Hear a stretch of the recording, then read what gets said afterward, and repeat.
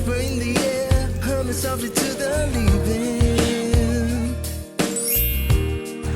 I see a flame inside me, shining on the streets of my